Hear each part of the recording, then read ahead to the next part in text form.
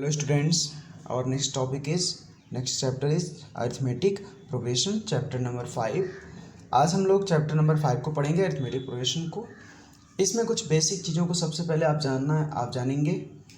हम ये जानेंगे कि सीक्वेंस क्या होता है और अरिथमेटिक प्रोग्रेशन क्या होता है ना। सीक्वेंस आपने समझ लिया तो अरिथमेटिक प्रोग्रेशन को समझना बहुत ही आसान हो जाएगा। तो देखते हैं सीक्वेंस क्या होता है कि some number arranged in a definite order, कि अगर किसी डिफिनिट एक निश्चित क्रम में कुछ संख्याओं को अरेंज कर दिया जाए। Some numbers arranged in a definite order according to a definite rule are said to form a sequence, कि अगर कुछ नंबर दिए हुए हैं उनको किसी निश्चित क्रम में डिफिनिट ऑर्डर में अरेंज कर दिया जाए तो इस डिफिनिट रूल को ही हम क्या कहते हैं, सीक्वेंस कहते हैं। The number occurring at the nth place of A sequence is called the nth term. जैसे ये नंबर आपको दिख रहा है 1 2 3 4 5, तो जो पहले प्लेस पर है वो फर्स्ट हो गया, है ना। दूसरे पे है तो सेकंड, तीसरे पे है तो थर्ड, चौथे पे है तो फोर्थ, पांचवें पे है तो फिफ्थ। इसी तरह से अगर वो नंबर nth प्लेस पर होगा तो nth टर्म होगा तो उसको हम कहेंगे, nth प्लेस पर होगा तो उसको nth टर्म कहेंगे। और ये डिनोट होता है tn या an से। यानी हम ये कह सकते हैं कि अगर n की वैल्यू 1 2 3 4 5 रख दी जाए इस tn में तो क्या होगा, 2n प्लस 1 को अगर n के प्लेस पे 1 2 3 4 5 रखें तो 2 1 जा 2 प्लस 1 क्या होगा 3, ये फर्स्ट टर्म होगा। 2 2 जा 4 प्लस 1 5 होगा। अब t3 हो जाएगा, 2 3 जा 6 प्लस 1 7, 2 4 जा 8 प्लस 1 9, 2 5 जा 10 प्लस 1 11। जरा अगर आप ये बताइए कि मुझे इसका 10th टर्म चाहिए तो हम कैसे फाइंड करेंगे। तो लिखेंगे 2 इंटू 10 20 प्लस 1 21, है ना। तो t10 की वैल्यू हो जाएगी 21। यानी किसी भी सीक्वेंस में अगर tn की वैल्यू दी हुई है तो आप उसके nth टर्म को आसानी से फाइंड कर सकते हैं। n की वैल्यू 1 2 3 4 से लेकर कुछ भी हो सकती है, नेचुरल नंबर, है ना। आगे चलते हैं। सीक्वेंस में हम ये कह सकते हैं कि 10 the number 3 5 7 9 11 form a sequence. In this sequence जो फर्स्ट टर्म है वो कितना है, 3 है। अभी आपने देखा ना 3 5 7 9 11 आया था ना। तो first term is 3, second term is 5, third term is 7 and so on. तो इसमें जो फर्स्ट टर्म है वो 3 है और सभी नंबर जो दिए हुए हैं उनके अंतर डिफरेंस कितने हैं, 2 2 के डिफरेंस हैं। तो यहाँ पे एक निश्चित चीज़ हमें जो देखने को मिली है, एक बड़ी चीज़, वो सबसे बड़ी बात ये है कि सबके बीच जो डिफरेंस है वो 2 2 का है। तो अब हम चलते हैं अरिथमेटिक प्रोग्रेशन पे। A sequence in which each term differs from its preceding term by a constant is called an arithmetic progression। कि जितने भी टर्म होंगे वो अपने पहले वाले टर्म से एक निश्चित कांस्टेंट से डिफर होंगे। जैसे देखिए अगर हम 5 है तो इसके पहले नंबर से सब्सट्रैक्ट कर दें, पहले नंबर को सब्सट्रैक्ट कर दें तो 5 - 3 2 आ रहा है, 7 - 5 2 आ रहा है, 9 - 7 2 आ रहा है, 11 - 9 2 आ रहा है। सबका अंतर कितना है, 2 2 का है। तो इसलिए ये कैसा प्रोग्रेशन होगा, अरिथमेटिक प्रोग्रेशन होगा, ठीक है। This constant is called common difference of the AP. यानी कि जितने भी सीक्वेंस दिए होंगे अगर वो अरिथमेटिक प्रोग्रेशन में होते हैं तो उनके बीच जो कॉमन डिफरेंस है वो कांस्टेंट होगा, इक्वल होगा, सेम होगा, है ना। जैसे एग्जांपल नंबर 1 में क्या कह रहे हैं कि show that the progression 8 11 14 17 20 is an AP, find the first term and the common difference. तो देखिए 8 11 14 देखने ही समझ में आ रहा है, 8 3 11 3 14 3 17 3 20, सब में 3 3 का अंतर है ना। तो दिस गिवन प्रोग्रेशन इज 8 11 14 17 20। तो आप सेकेंड से फर्स्ट को घटाइए, 11 - 8 कितना होगा, 14 - 11 17 - 14 20 - 17, ये सबकी वैल्यू कितनी है, 3 है, कांस्टेंट है। Thus each term differ from its preceding term by 3, so the given progression is an AP और each its first term is 8, common difference is 3। बस इतना करना है। क्वेश्चन नंबर 2 में क्या कह रहे हैं, एग्जाम्पल 2 में कि show that the progression 11 6 1 -4 -9 is an AP, find the first term on common difference. देखिए 6 - 11 कितना होगा -5, 1 - 6 -5, -4 - 1 -5, -9 -4 तो -5 सबका आ रहा है -5, कांस्टेंट है।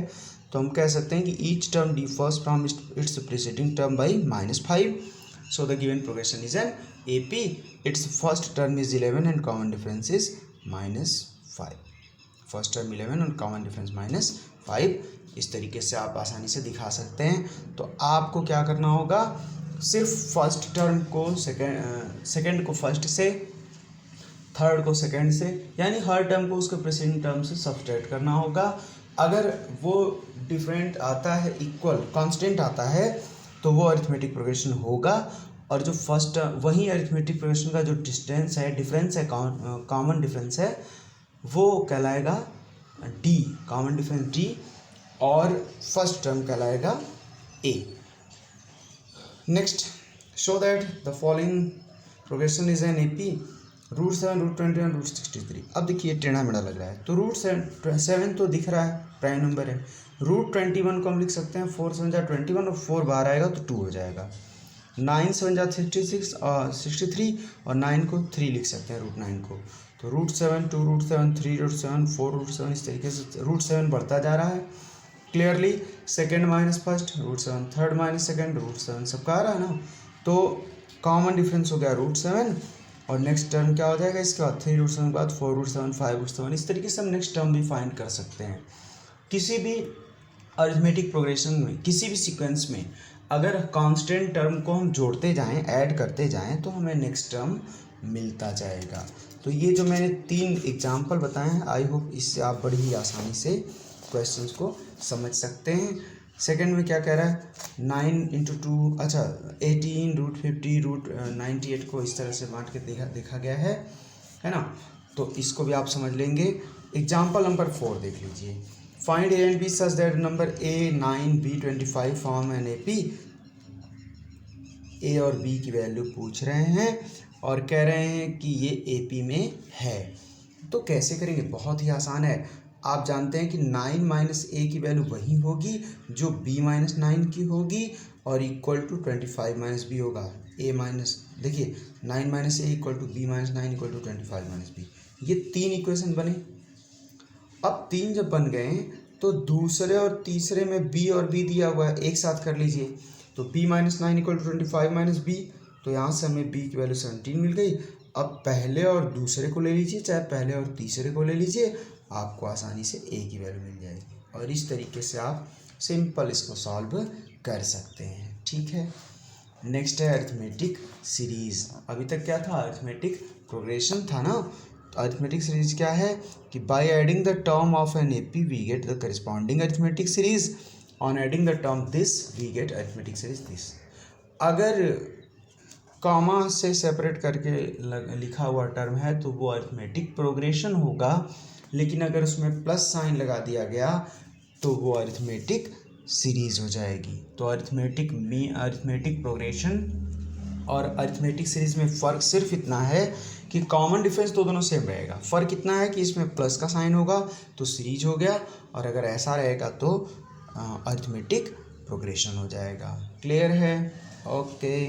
नई चीज़ यहाँ से हमें एक नई चीज़ ये भी मिली कि अगर कोई सीक्वेंस में nth टर्म दिया हुआ है और उससे एक पहले का टर्म सब्सट्रैक्ट कर दें, तो मुझे क्या मिलता है, D मिल जाता है ना।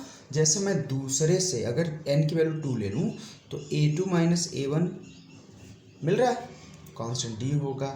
या n की वैल्यू अगर मैं 7 ले लूँ तो A7 - A6 ये भी D होगा, सब इक्वल है। यानी आपको एक नया फार्मूला यहाँ से क्या मिला, ये फर्स्ट फार्मूला आपका बना कि an में से an - 1 को सब्ट्रैक्ट करोगे तो क्या मिल जाएगा, आपको D मिल जाएगा। तो जब भी कॉमन डिफरेंस निकालना है किसी टर्म से, उसके पहले वाले टर्म को सब्ट्रैक्ट कर दीजिए, आपको वैल्यू मिल जाएगी, है ना।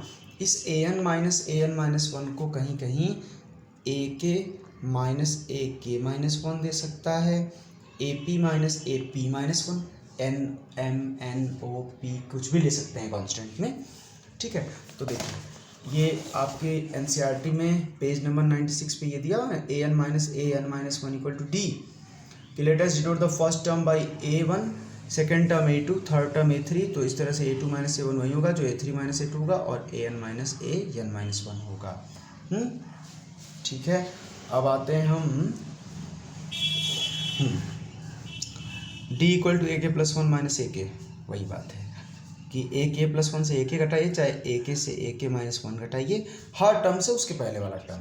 आते हैं इस पर कुछ क्वेश्चन देख लेते हैं। आपकी बुक में एग्जाम्पल नंबर 1 क्या दिया है कि for the AP this right the first term A and common difference D।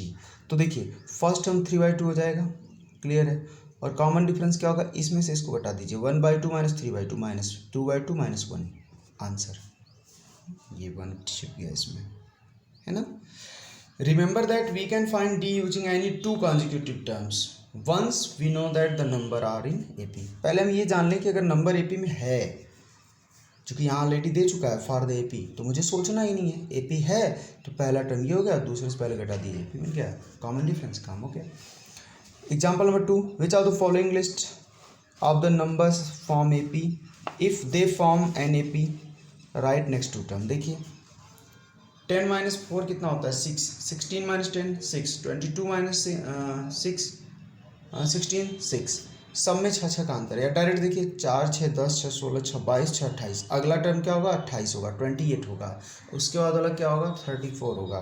तो देखिए सबका डिफरेंस 6 6 का है, और नेक्स्ट टू टर्म चाहिए तो 22 में 6 जोड़ दिए 28, फिर 6 जोड़ दिए 34 आ गया।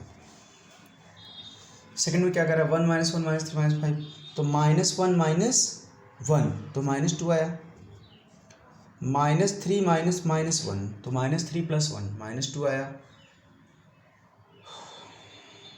नेक्स्ट कहाँ गया, -5 माइनस -3 तो +3, तो -5 + 3 -2 आया, सबका अंतर -2 है, इसलिए ये भी AP है, और नेक्स्ट टर्म आप -2 जोड़ते जाएंगे मिल जाएगा। ऐसे ही आप थर्ड को करेंगे। थर्ड में क्या दिया है -2 2 -2 2 -2 2, हाँ तो 2 माइनस -2 तो +2 4 हो गया, -2 -2 -4 हो गया, 2 माइनस -2 4 हो गया, तो 4 माइनस 4 4 माइनस 4 इस तरीके से अलग अलग मिल रहा है ना। तो यहाँ आप देखेंगे कि दूसरे से पहले का अंतर 4 आ रहा है, लेकिन तीसरे से दूसरे का -4 आ रहा है। A2 minus A1 not equal to A3 minus A2, hence the given list of numbers does not form N.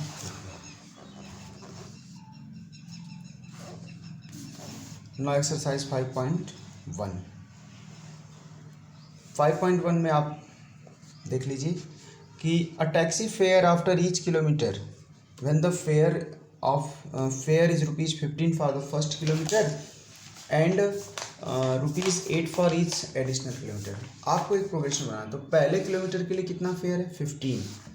तो यहाँ पे हम ये देख रहे हैं कि एक्सरसाइज 5.1 में पहले क्वेश्चन में फर्स्ट किलोमीटर के लिए ₹15 का फेयर है, तो A की वैल्यू 15 हो जाएगी, और बाकी जो है उसमें ₹8 पर एडिशनल किलोमीटर बढ़ रहा है। तो हम क्या करेंगे कि D की वैल्यू लिखेंगे 8। अब सीक्वेंस क्या होगा 15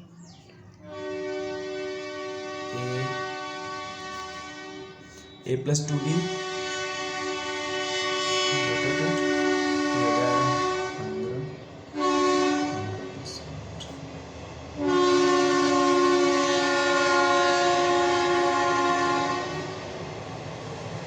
है ना। तो 15 में 8 जोड़िए 21 39 डॉट ये हो गया आपका आंसर, है ना। बिल्कुल आसान।